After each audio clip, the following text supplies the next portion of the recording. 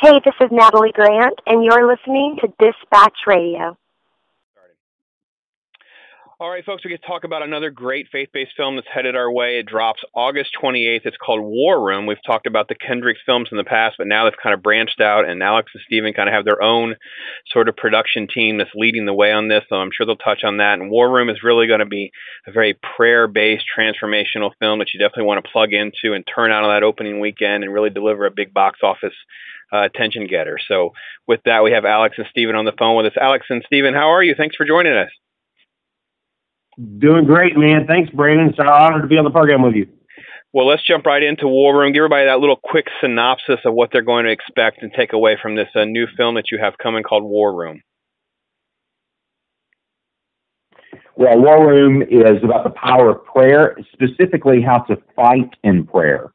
You know, we're familiar with what a military war room is. When our military goes to war somewhere, they have a war room where they call in the leaders, they assess what the enemy's doing, they form a strategy, and then disseminate that strategy to the troops in the field before engaging in battle. But all too often, what we tend to do as believers, especially in our culture, is to try to figure out our issues and battles on our own with our own logic. We get in over our heads, and then we run to God saying, "Where are you and what are you doing?" as if God is making some mistake. What we need to do is go to our war room, or our area of prayer, if you will. We call that a prayer closet, and go to the Lord first. We base that on Matthew 6, verse 6, where the Lord says, "When you pray, go into your inner room and shut the door and pray to your Father in secret, and your Father who sees what's done in secret will reward you." So God obviously wants a very personal and intimate relationship with each of us, and certainly every situation we face in life can be bathed in prayer. So that's the call of War Room. It's told through a family struggle, marital relationship, and then outside influences on their family and children. And so we hope that people will relate to the movie and be very inspired by the end of it as they learn how to fight with the right resources in the right way. Well, I know a lot has changed since the last film for you guys with the Courageous that exploded on the scene and really kind of transformed the faith-based community to look at film a little bit differently. And with this, I know you guys wrote it together. Did you could address or at least discuss a little bit about how those initial screenwriting steps came in after prayer? You know, in prayer, God's kind of guiding you guys along the way. What were some of the initial inspirations and things that you kind of drafted and pieced together? This is Steven talking. With all the films so far, Alex has been inspired with the first scene ideas for the movies. He's a very good storyteller. We will both spend months, even years, praying for God to give us a storyline that he wants us to communicate. You know, we tell people there's a big difference between a good idea and a God idea.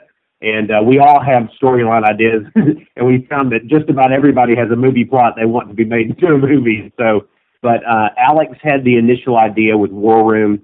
If you've seen the film, at the end of the movie, there's a moving, somewhat romantic foot washing scene that's in the movie. That was the first storyline idea that Alex had, and then it being tied to the power of prayer, of God working a miracle in this relationship.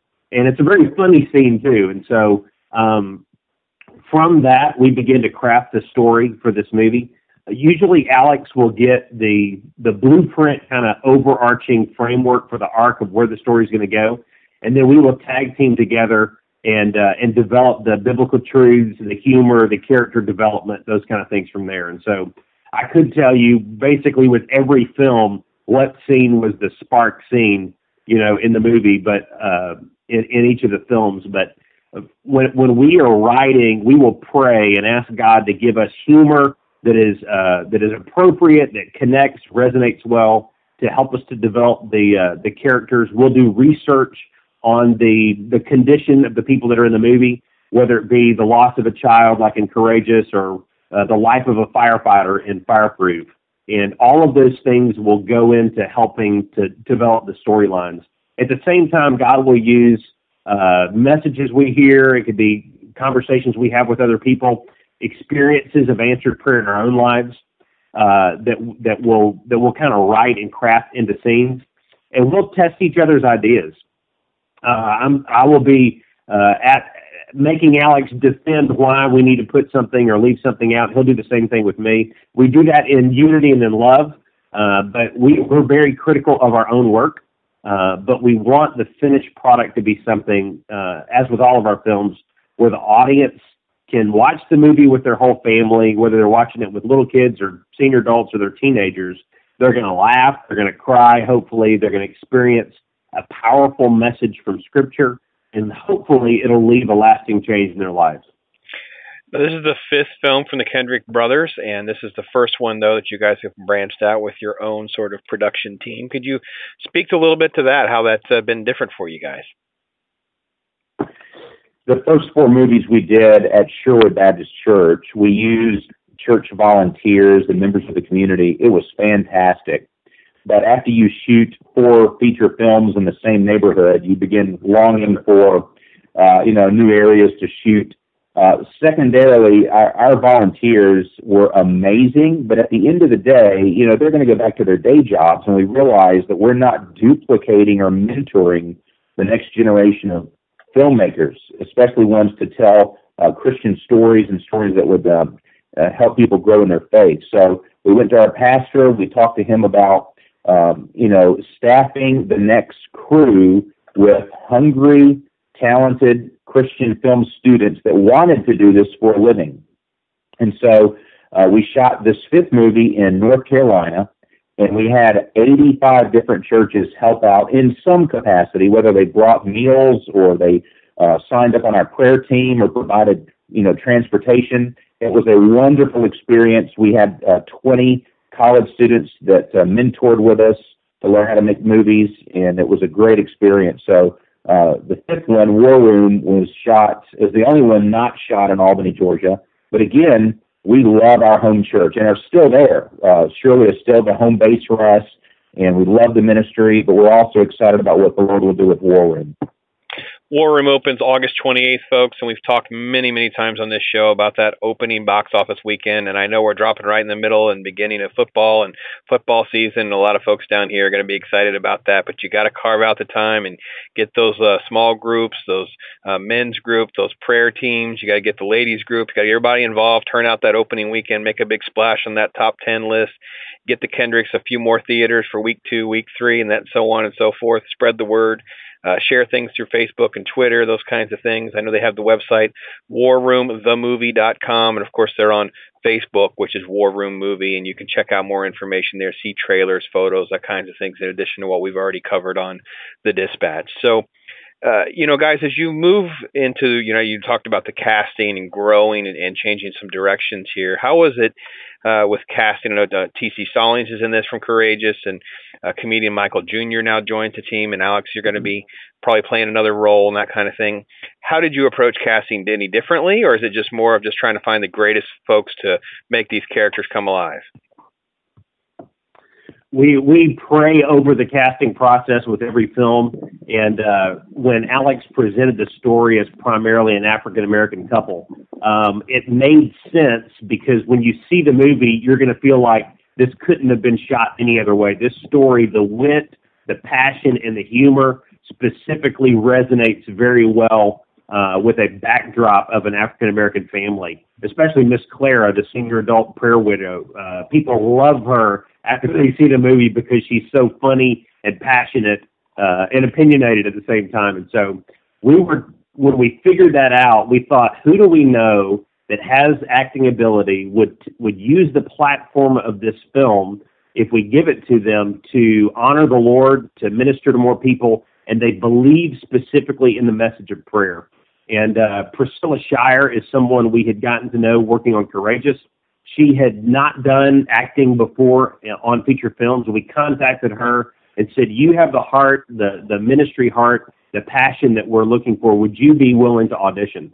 And she laughed on the phone because God had called her into ministry, and she never thought she'd get to do something like this. And so, but when we auditioned her for the film, she was sending us videos that her husband was recording of little scenes at home, and we realized that she had it in her. She had a natural ability to act, and we brought in acting training for her T.C. Stallings had done, was the lead gang guy in Courageous. People may recognize him from that film, but he is a tried and true believer, passionate for the Lord, has incredible natural ability. And we wanted someone with athletic ability for this film because of some of the things that take place in the storyline of the movie.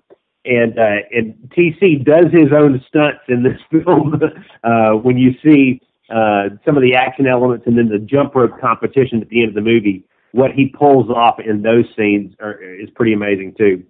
But we saw God provide each person for each role. And all the lead people that are in this film are passionate about prayer, personally believe in the message of the film, and we can't be any more pleased. We're hearing people say this is the best acting of any of the movies that we've done, which we're very excited about. As we move forward, trying to roll this out and try to gear up some serious press coverage, we'll see some screenings, possibly those kinds of things. What are some of the things, what's kind of the message that you want our readers and our listeners to get, and how they can kind of get engaged, help spread the word, and help really, embrace the film from the business aspect? Obviously, we want them to personally engage with the film. We want them to come away with an experience that is life-altering through God's amazing abilities. But from a business standpoint, we really want to connect with folks and figure out how, because they're already on board to support you guys. What can they do? Well, first, I'm going to talk from three different vantage points very quickly. From a spiritual vantage point, we want people stirred up to increase their prayer life. They will see what it looks like to fight in prayer and how to develop prayer strategies for yourself, your marriage, your family, and leadership of our culture. And we hope they leave and go home and begin doing that, and that inspires and stirs them up. If that alone happens, that's success for us. From a business standpoint, we hope they tell other people about the film, and they take them, even opening weekend, August 28th. If these movies that lift up faith and with God-honoring plots do well, we can make more of them. And so just from that vantage point, the better box office, the more people that see it, means the more films that are God-honoring that can be produced. And we also, when the movie comes out, are releasing some home resources. If somebody says, I want to physically know how I can increase my prayer life and develop strategies, there is a book called The Battle Plan for Prayer that is being released at the same time. It's called The Battle Plan for Prayer. And in this book, we walk you through biblical strategies for prayer and how to pray over specific areas of your life. You can pick that book up almost anywhere. And there's one for children, too, called This Means War. And we hope that people would utilize these resources. And again, our overall goal, first and foremost, is to call believers to a deeper walk with God and more intense prayer. And let me say this is Stephen. We want to set up the church for success and to leave lasting fruit. There have been many fatherhood ministries and men's ministries that were launched after Courageous. And so if you go to warroomthemovie.com, you can see the trailer and those things. But War Room Movie Resources has lots of great resources that churches can use. Alex and I have been serving in ministry for over 20 years. We're very passionate about the church. We love the church. We know that the church should be salt and light in our culture. They're the catalyst of revival. They're God's means to carrying out the evangelism among the nations. And so we want churches to be successful. So pastors can preach through sermon series on prayer. We encourage them to do so. There are curriculums that they can use to train their people on prayer that are on that website, War Room Movie Resources. And behind the scenes, I would encourage pastors, go on August 26th, 2 days earlier on that Wednesday. If they'll take their church and invite people to take their small group or Sunday school class that Wednesday night, they'll see the movie before it hits their city, and they'll be able to ramp up and leverage the movie that weekend. If they can get their church members excited about prayer using War Room, then they can jump into sermon series on prayer, training in prayer, and hopefully launch a prayer ministry, and it will impact every ministry of their church with wind in the sails of those ministries if they can get the people praying. And folks, this is what I expect and why I've been backing films like this and the Kendrick films for so long. And I was so moved back, if you remember, when we talked about Fireproof and diving into the topic of the battle against pornography and some of the other challenges that were presented in the film. And then, of course, Courageous and how you deal with the loss of a child and the broken families. Of course, also the backstory of gang violence and things like that. These are the kind of layers that are with the spiritual battles that we're dealing with every day, and to see another film that they're putting together to deal with prayer and really turning your face to God is just so important in these challenging times. And, gentlemen, as we shift gears here just slightly as we head towards closing out here. Alex, I know you worked a little bit with the Irwins on Mom's Night Out, another film that we just love to death. And I just got a chance to see a rough cut of Woodlawn, the Irwins' next film. And when you look at some of the other projects that are out there, and of course you've been a real supporter of Irwin, have you been real encouraged by seeing this faith-based market really start to grow and blossom so quickly and see so many talented people sort of kind of bubble to the top? We're passionate about it. That's one reason that we staffed many of our crew members on War Room with hungry young college film students. We had about 20 of them on there.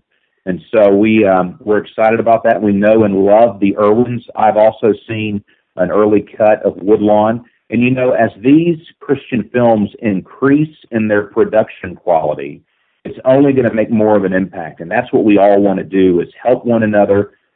There's not a competition there. We all ultimately want to impact the world for the Lord, expand the kingdom, and bring people to the hope that is in Jesus Christ. So it's interesting, we were talking to them earlier. War Room introduces the necessity and power of prayer. Well, that leads to revival, and Woodlawn has a strong element of revival in that film. So the two really kind of complement one another. So we would encourage everyone to see both.